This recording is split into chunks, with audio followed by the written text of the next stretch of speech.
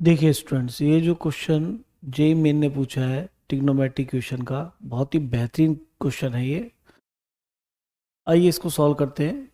इसे पूछा था number of solutions of the equation this, और रेंज दे रखी है x -2 पाई से 2 पाई, और नंबर ऑफ सॉल्यूशन की बात कर रहा है, यानी सॉल्यूशन निकालने केवल ये दिखना है कि कितने सॉल्यूशन आएंगे। तो जब हम सबसे पहले कोशिश करेंगे क्वेश्चन सॉल्व करते वक्त कि भाई एक ही वेरिएबल नजर आए, जैसे साइन और कॉस दो नजर आ रहे हैं, तो मेहनत तो ज़्यादा नहीं कराई यहाँ पे क्वेश्चन में। यहाँ पे सीधा सीधा है, आप इसको 1 - cos² x लिख देंगे। तो बच्चों ये इससे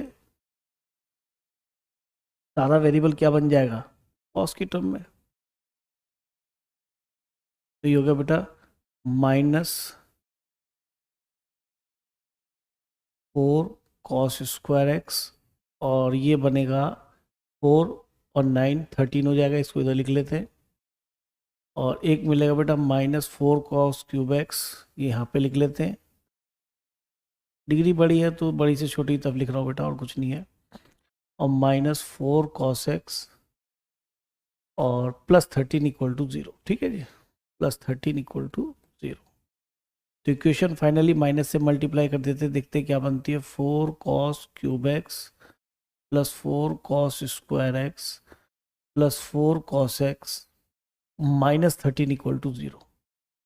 अब यहाँ से स्टार्ट होता है कि इक्वेशन को हम कैसे सॉल्व करें। भाई एक ही मेथड है सभी के पास, ये cos x की वैल्यू पुट करके देखेंगे हीट एंड ट्रायल मेथड से क्या सेटिस्फाई करता है।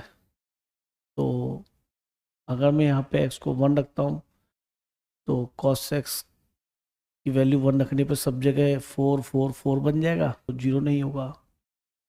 -1 भी रखता हूँ तो यहाँ पे आपको -4 मिलने वाला है, यहाँ +4, यहाँ फिर -4, फिर 13, और ये भी 0 नहीं बनता। तो इससे कंफर्म हो गया कि आगे मेहनत नहीं करते। वैसे कायदा ये कहता है कि अगर cos क्यूब का कोफिशिएंट 4 आ रहा है तो हमें इसका फैक्टर 2 और 1 यानी कि 1/2 और -1/2 भी चेक करना चाहिए। लेकिन अगर मैं आंसर की तरफ देखूं तो यहाँ पे एक नंबर ऑफ सॉल्यूशन में 0 भी आ रहा है, तो दिमाग फिर जाता है कहीं नंबर ऑफ सॉल्यूशन 0 ना हो।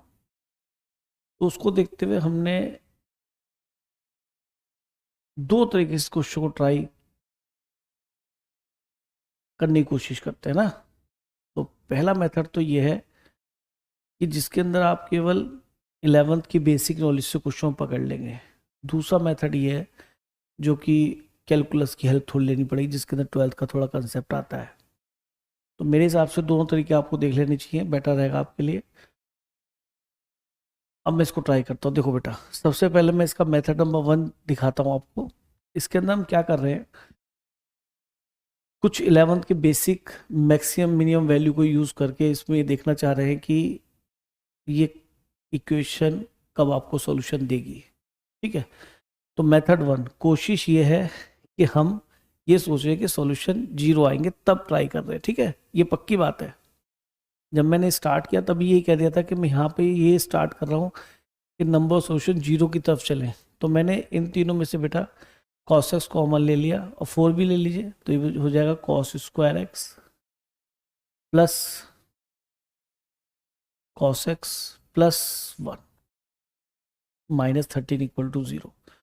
और जब भी हम सॉल्यूशन कब होते हैं बेटा, जब लेफ्ट राइट दोनों बराबर हों, तब कोई वैल्यूज में सेटिस्फाई कर जाए तो वो भी सॉल्यूशन होते हैं। तो हम इसका उल्टा दिखाने की कोशिश करेंगे, और हमने यहाँ पे जनरली परफेक्ट स्क्वायर बना के चेक होता है ऐसा। तो इसका परफेक्ट स्क्वायर बनाने के लिए मैंने यहाँ पे बेटा इस 1 को ब्रेक कर दिया, 1/4 + 3/4। वैसे परफेक्ट स्क्वायर बनाना आप जानते हैं, उसको कोई प्रॉब्लम नहीं है, उस तरह से जैसे भी चाहे बना लेंगे। तो ये क्या बन गया बेटा, cos x +1/2 का होल स्क्वायर। ठीक है, और ये बनेगा प्लस, एक काम करो 13 उधर ले जाते हैं, 13 उधर ले जाते हैं, और यहाँ से इस 13/4 को नीचे ले जाते हैं। 13/4 ये आ गया cos x, और प्लस से 3/4 यहाँ पे बच गया, ये बेटर रहेगा। तो परफेक्ट स्क्वायर का हम रेंज जानते हैं क्योंकि cos x का रेंज हम जानते हैं, है ना। तो इसका परफेक्ट स्क्वायर जो बना है इसका रेंज हमें मिल जाएगा। हमने क्या किया, जैसा कि cos x कहाँ से कहाँ तक होता है बेटा, -1 to 1, हम यही जनरेट कर लेंगे। cos x प्लस हाफ कहाँ से कहाँ तक आएगा, हाफ ऐड कर दिया तो ये -1/2 to 3/2। अब जब हम इसका होल स्क्वायर करेंगे, तो होल स्क्वायर करना भी आप सभी बच्चों को आता है। इन इक्वेशन में थोड़ा ध्यान रखना पड़ता है, ये नंबर नेगेटिव से पॉजिटिव है, सारे नंबर से इसके बीच में -1/2 से लेके 3/2 तक। बट अगर हम यहाँ कहें कि बीच में कभी ये जीरो बन रहा होगा, यस, -1/2 से 3/2 तक ये जीरो जरूर बनेगा। तो परफेक्ट स्क्वायर हमेशा जीरो से स्टार्ट होता है, इसलिए जीरो से स्टार्ट होगा। और इसमें कौन सी ऐसी वैल्यू है -1/2 से 3/2 तक जिसका होल स्क्वायर सबसे बड़ा बनेगा, तो ओबियसली ये है। तो ये 9/4 इसका होल स्क्वायर होगा, यानी कि ये वैल्यू अगर -1/2 से 3/2 तक है तो cos x प्लस हाफ का होल स्क्वायर 0 से लेके 9/4 तक आएगा। ठीक है जी, मैं पूरा फंक्शन बनाने की कोशिश कर रहा हूँ। प्लस मैंने 3/4 किया, 3/4 करने से क्या हो गया, ये 3/4 ऐड कर दिया हमने, तो हो गया cos x plus half whole square plus 3/4, और 3/4 यहाँ पे ऐड करेंगे तो 12/4 बनेगा, जो कि कितना बन जाएगा, 3। तो ये हमारी लेफ्ट हैंड साइड आ गई। लेफ्ट हैंड साइड जो हमारी बन रही है बेटा, वो बन रही है 3/4 से लेके और 3 तक। ठीक, अब राइट हैंड साइड की बात कर लेते हैं। तो राइट हैंड साइड क्या दिखाई दे रहा है बेटा, 13/4 और sec x। तो हम जानते हैं sec x हमेशा क्या होता है हमारा, sec x का रेंज क्या होता है बेटा, -1 से छोटा और 1 से बड़ा, यही होता है sec x, है ना। इसकी वैल्यू यहाँ से यहाँ तक लाई करती है। तो sec x अगर हमारा लेस देन -1 और sec x ग्रेटर देन 1 होता है, तो इट मीन्स 13/4 से मल्टीप्लाई करने पर इन इक्वेशन पर कोई इम्पैक्ट नहीं आएगा बेटा। लेस देन -13/4 और 13/4 sec x ग्रेटर देन 13/4। ठीक है जी, इससे पता पड़ गया कि ये वैल्यू हमारी जो राइट हैंड साइड है, जो राइट हैंड साइड है बेटा, वो क्या कहती है कि भाई मैं तो -13/4 से छोटी हूँ या 13/4 से बड़ी हूँ। 13/4 का मतलब बैठेगा 4 या 12, 3 पॉइंट समथिंग, ये -3 पॉइंट समथिंग।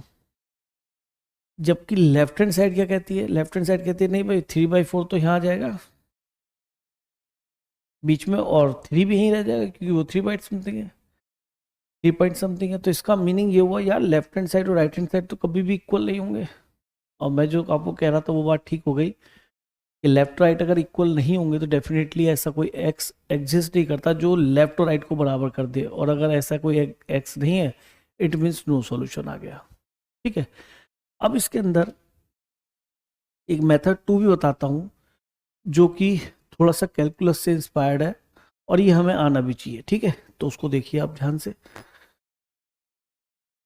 अब यहाँ से हम इक्वेशन दोबारा पकड़ते हैं, यहाँ से यहाँ पे हम क्या करते हैं, इसी इक्वेशन में यहाँ पे आपका आ गया बेटा मेथड नंबर 2। हम cos x को लेट कर लेते हैं t, और x तो -2π से 2π तक था, यानी cos x की वैल्यू सारी -1 to 1 सब आ जाएंगी। इसका मीनिंग जो cos x है, क्योंकि -1 to 1 सारी वैल्यूज आ जाएगी, तो t को कहाँ से कहाँ तक होना पड़ेगा, -1 to 1। यानी अगर मैं इस इक्वेशन को ft लेट कर लूँ और cos x की t रख दूँ, तो ft लेट करने से मुझे ये इक्वेशन अब दूसरे कुछ रूप में दिखाई देने लगी। अगर आप समझ रहे हैं तो ये दूसरे कुछ रूप में दिखाई देने लगी। ये मैंने फंक्शन की फॉर्म में लेट कर ली। अब मैं इसका पूरा एनालिसिस करूंगा with the help of calculus. किस तरीके से करूंगा, ऑफकोर्स डेरिवेटिव ले करेंगे, है ना। तो वहाँ मैं देख भी चुका हूँ नो सॉल्यूशन है, पर फिर भी मैं पूरा एनालिसिस कर रहा हूँ। मैंने एफ डैश टी, देखो एक चीज़ याद रखना, जब भी किसी वेरिएबल को टी या कुछ लेट करते हैं तो उसका रेंज जरूर लिख लिया करो, क्योंकि अब आपका एनालिसिस x -2π से 2π तक नहीं है, आपका एनालिसिस अब t -1 to 1 है, क्योंकि आपका जो फंक्शन तैयार किया -1 to 1 के लिए तैयार किया है। तो t आपका -1 to 1 है, तो याद रखना t -1 to 1 लेके ही हम क्वेश्चन को आगे चलाएंगे। हमने इसका डेरिवेटिव किया तो ये होगा 12 T square plus 8t plus 4। ठीक है जी, मैंने यहाँ से 4 भी कॉमन ले लिया, कितना मिल गया ये 3t square plus 2t plus 1। अब एफ डैश एक्स को देखते क्या बन रहा है। देखो बेटा, इसका क्वाड्रेटिक एक्सप्रेशन है जिसका एक पॉजिटिव है एंड डिस्क्रिमिनेंट चेक करो, B square minus 4ac which is clearly negative. It means ये quadratic expression of the X axis parabola इसका बनेगा, तो यानी कि ये पॉजिटिव रहेगा। ये क्वाड्रेटिक का कंसेप्ट है, यानी क्वाड्रेटिक भी अप्लाई हो रही है प्लस डिफरेंशिएशन में जो एप्लीकेशन डेरिवेटिव होता है वो चैप्टर भी अप्लाई हो रहा है। ठीक है, इसका मीनिंग ये हमेशा पॉजिटिव रहेगा, तो इसका meaning F dash x positive, यानी फंक्शन एफ एक्स कैसा बन गया या एफ टी कैसा बन गया, इंक्रीजिंग फंक्शन। अब इंक्रीजिंग फंक्शन अगर बन गया तो बस ये देखना है कि ये एक्स एक्सिस को कितनी बार कट करता है, या हम इसे टी एक्सिस मान लें क्योंकि टी में फंक्शन लेट कर रखा है। अगर एक बार कट करता है तो एक सॉल्यूशन, और एक बार भी कट नहीं करता तो नो सॉल्यूशन। ठीक है, यही होता है तरीका देखना है, क्योंकि रूट्स तो हमें एक्स एक्स पे मिलते हैं, यहाँ पे वो टी एक्सिस का काम कर रही है। तो हमने यहाँ पे अपनी एक्सिस टी बना ली, ये हमारा कहीं ओरिजिन हो गया। अच्छा, फिर वो वाली बात कि टी -1 to 1 देखना है केवल, तो यहाँ कंफ्यूज नहीं होना, -1 to 1 केवल इसकी बात करेंगे। जब मैं यहाँ पे देखता हूँ कर्व के कर्व एक्स एक्स को कितनी बार कट करता है, क्योंकि जितनी बार कट करेगा उतनी हमें रूट्स मिलेंगे, तो इस कर्व को बनाना जरूरी है। और ये पता पड़ गया कि फंक्शन हमारा कैसा है बेटा, इंक्रीजिंग है। तो मैंने यहाँ पे टी को पहले 1 रखा, तो 1 रखने पे 4 या 12 -1 आ गया, 1 पे क्या गया बेटा -1। ठीक है जी। अच्छा, अब जब मैंने टी की जगह क्या रखा बेटा,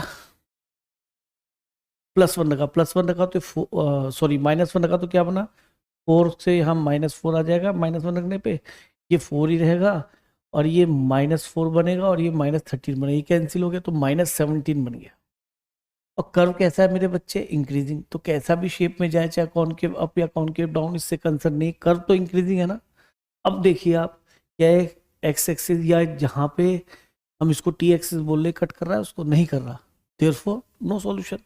तो बेटा मैंने आपको यहाँ 2 मेथड बनाए हैं, तो मान लिए बताए गए हैं, तो इनको ध्यान रखना, बहुत ही इंपॉर्टेंट कंसेप्ट है, और ये हमारे पूरे कैलकुलस में यूज होता है नंबर ऑफ सॉल्यूशन चेक करने के लिए। तो इसका आंसर वही है, नो सॉल्यूशन। ठीक है।